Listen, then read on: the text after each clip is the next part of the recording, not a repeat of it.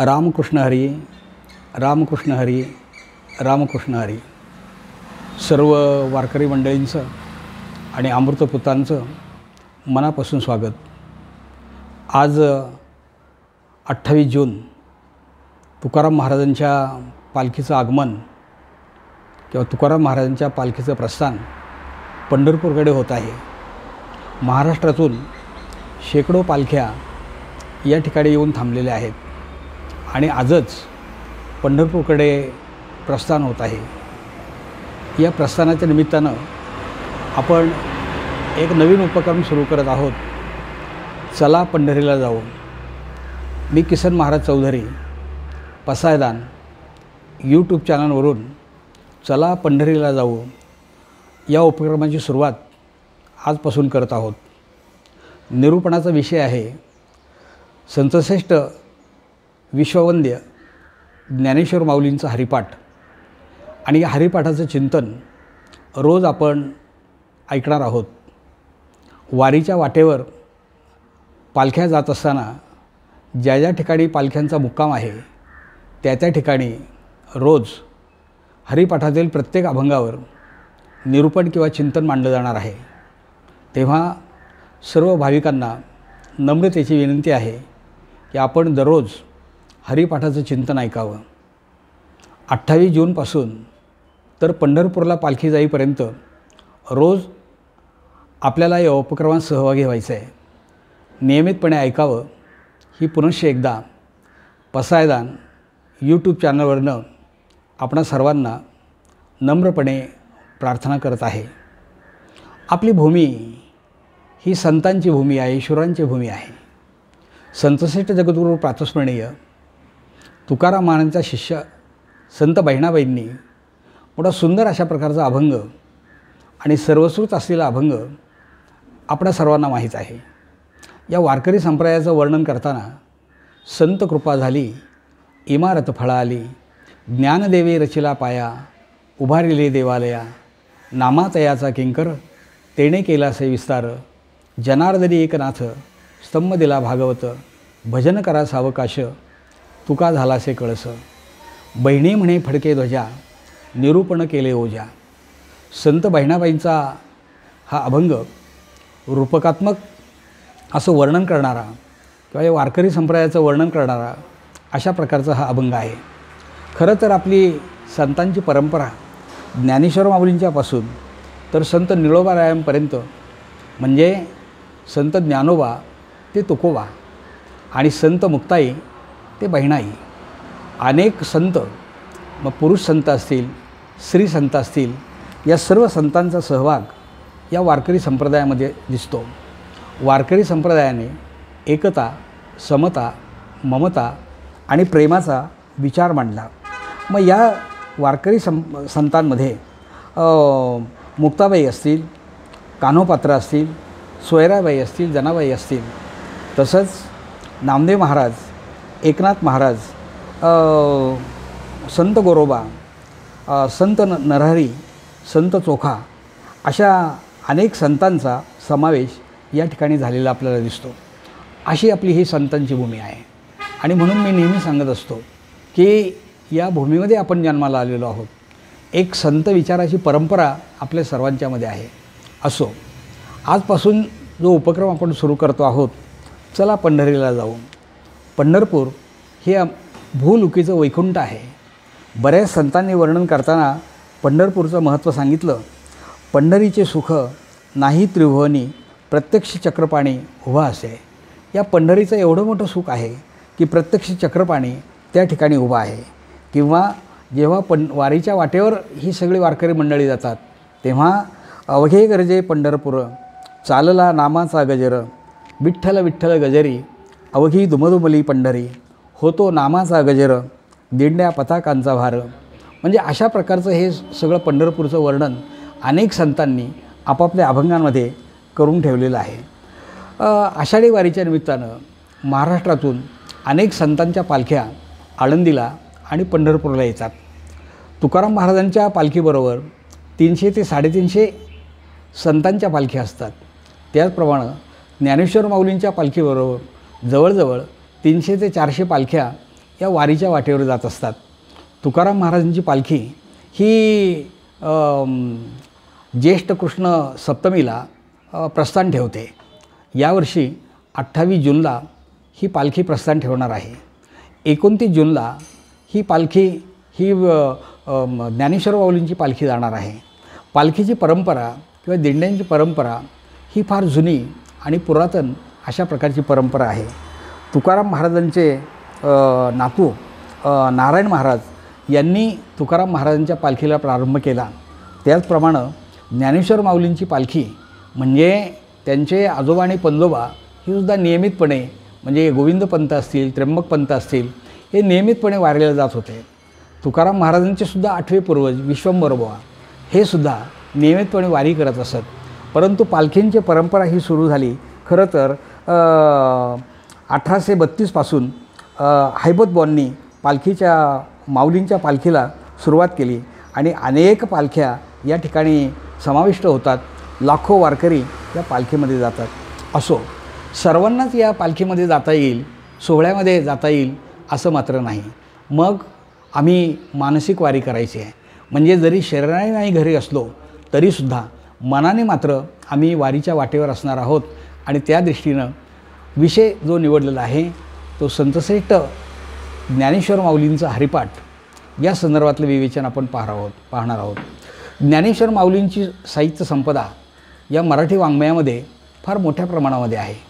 ज्ञानेश्वर माऊलींनी ज्ञानेश्वरी लिहिली, अमृतानुभव लिहिला, चांगदेव 65 लिहिली, हरिपाठाचे अभंग लिहिले आणि आणखीन स्फुट रचना ज्ञानेश्वर माऊलींनी केली.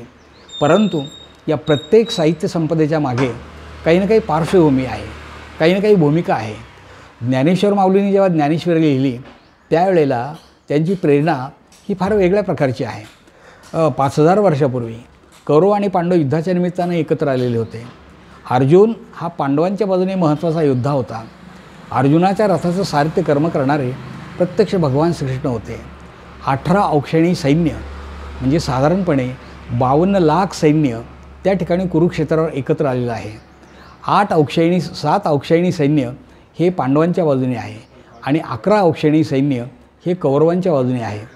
युद्धाला सुरुवात झालेली आहे. प्रत्येक योद्ध्याने आपापले शंख फुंकलेला आहे.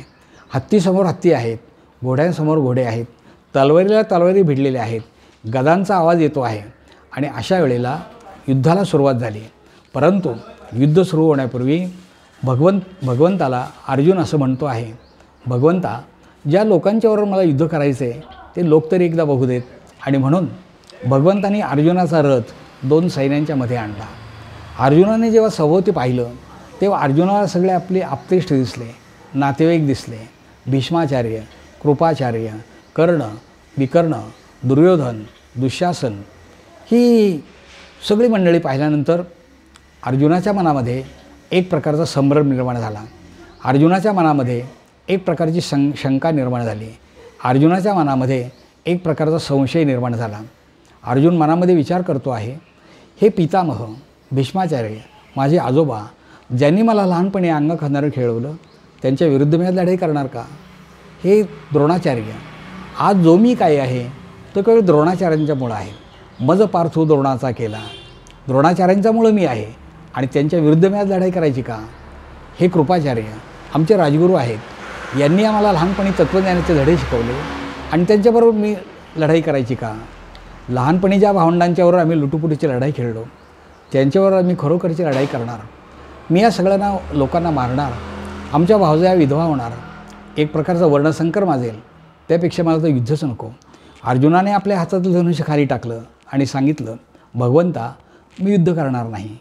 5000 वर्षापूर्वी कुरुक्षेत्रावर कर्तव्यकर्मापासून बाजूला गेलेला अर्जुन त्यांनी पुन्हा हातामध्ये धनुष्य घ्यावं आणि लढाईला सुरुवात करावी म्हणून जो उपदेश केला तो उपदेश म्हणजे भगवद्गीता. भगवद्गीता ही महाभारतामध्ये जी काही पर्व आहेत त्याच्यातलं 7वं पर्व ह्या भीष्म पर्वामध्ये 700 श्लोक भगवद्गीतेवरचे आहेत. धर्मक्षेत्रे कुरुक्षेत्रे समवेता युत्सभा मामकः पांडवा शैव किम कुर्वत संजय, अशा प्रकारच्या श्लोकाने भगवद्गीतेची सुरुवात झाली आहे आणि 700 श्लोक भगवद्गीतेमध्ये आहेत. परंतु ही भगवद्गीता संस्कृतमधले सामान्य माणसांना कळणार कसे? हे आत्मज्ञान सामान्य माणसांना होणार कसं? म्हणून माऊलींचे आपल्यावर अनंत उपकार आहेत. माऊलींनी 700 श्लोकांचा विस्तार 9000 ओव्यांच्यापर्यंत केला आणि ही संपूर्ण भगवद्गीता मराठीमधून सांगितली. माझा मराठीचा बोल कौतुके, परी अमृता ते पैजा सिंके, ऐसे अक्षरे रसके मिळविनं, इतक्या आत्मविश्वासाने बोलिया रूपाचे रूप दाविनं, अतिंद्रिये परभुगविनं इंद्रिया करवी, किंवा वाचे बरवे कवित्व, कवित्व बरवे रसिकत्व, रसिकत्वी परतत्व स्पर्श जायचा. म्हणजे परतत्वाला स्पर्श करण्याचं सामर्थ्य माझ्या मराठीमध्ये आहे. इतक्या सोप्या भाषेमधून त्यांनी 700 श्लोकांचा विस्तार हा 9000 ओव्यांच्यापर्यंत केला. संस्कृत भाषा जनासी कळेना, म्हणूनही नारायणा दया आली, देवाजिने तेव्हा घेतला अवतार, म्हणती ज्ञानदेव तया लागे. संस्कृत भाषा सर्वसामान्य माणसांना कळणार कसे? आणि म्हणून माऊलींनी लोपलेलं ज्ञान हे लोकांच्यापर्यंत पोहोचवलं. आरतीमध्ये आपण म्हणतो, लोपले ज्ञान जगी, हित नेणती कोणी अवतार पांडुरंग, नाव ठेविले ज्ञानी आरती ज्ञान राजा. लोपलेलं ज्ञान त्यांनी लोकांच्यापर्यंत पोहोचवलं. प्रगट गुह्य बोले, विश्वब्रह्मची केले राम जनार्दनी, चरणी मस्तक ठेविले आरती ज्ञान राजा. म्हणजे लोपलेलं ज्ञान ज्ञानेश्वर माऊलींनी 9000 ओव्यांचा विस्तार करून लोकांच्यापर्यंत पाठवलं.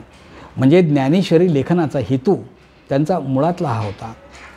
परंतु ही ज्ञानेश्वरी जी आहे ही उकारांत रचना सामान्य माणसांना कळणार कसे? त्यावेळीची प्राकृत भाषा आज आपल्याला कळणं अवघड आहे. संपूर्ण ओवीबद्ध रचना आहे, उकारांत रचना आहे, 3.5 चरणाच्या ओव्या आहेत. ओम नमोजी आद्या, वेद प्रतिपाद्या, जय जय स्वसंवेद्या आत्मरूपा. सामान्य माणसांना कळणार कसं? म्हणजे हे ओंकारा मी तुला नमस्कार करतो की जो वेदांच्या प्रतिपादनाचा विषय आहे. वेद प्रतिपाद्या, जय जय स्वसंवेद्या. स्वसंवेद्या म्हणजे स्वतःला जाणून घेणारा अशा प्रकारच्या ओंकारा मी तुला नमस्कार करतो. परंतु सामान्य माणसांना हे कळणं खूप अवघड आहे. ही झाली ज्ञानेश्वरीची पार्श्वभूमी. ज्ञानेश्वर माऊलींनी आणखीन एक ग्रंथ लिहिला, छोटेखानी ग्रंथ, त्याचं नाव चांगदेव पासष्टी. चांगदेव पासष्टीची भूमिका पण अशाच प्रकारची आहे. जेव्हा ही 4ही भावंडं ही आळंदीकडे यायला निघालेली होती तेव्हा पुणतांब्याला आलेले आहेत आणि पुणतांब्याला वडाच्या झाडाखाली तपश्चर्या करणारी एक महान विभूती दिसली आणि ती म्हणजे चांगावटेश्वर. चांगावटेश्वर हे योगी होते आणि महान योगी होते. असं म्हणतात की त्यांचं आयुष्य 1400 वर्षापर्यंत ते आयुष्य जगलेले होते. योग सामर्थ्याने ते ज्या वेळेला यमदूत न्यायला येत त्यावेळेला ते आत्मा आपल्या शरीरातून बाहेर काढत आणि यमदूत मग पुन्हा परत जात. एकदा नाही, दोनदा नाही, 14 वेळा त्यांनी यमदूतांना परतावून लावलं होतं. 1400 वर्ष आयुष्य जगलेले हे चांगदेव महाराज आणि फार मोठे योगी. आणखीन एक त्यांचं वैशिष्ट्य की जेव्हा ते साधनेला बसत, ज्या वडाच्या झाडाखाली ते साधनेला बसत त्यावेळेला ते डोळे उघडले की समोर पडलेली प्रेतसुद्धा जिवंत होत आणि आपापल्या घरी जात. म्हणजे एवढं मोठं सामर्थ्य त्यांच्या याच्यामध्ये साधनेमध्ये होतं. तुर्तास आपण आता या ठिकाणी थांबूया. पुढचा भाग क्रमशः मी आपल्याला पुढच्या भागामध्ये सांगणार आहे. आपण या ठिकाणी थांबूया. रामकृष्ण हरी, रामकृष्ण हरी, रामकृष्ण हरी.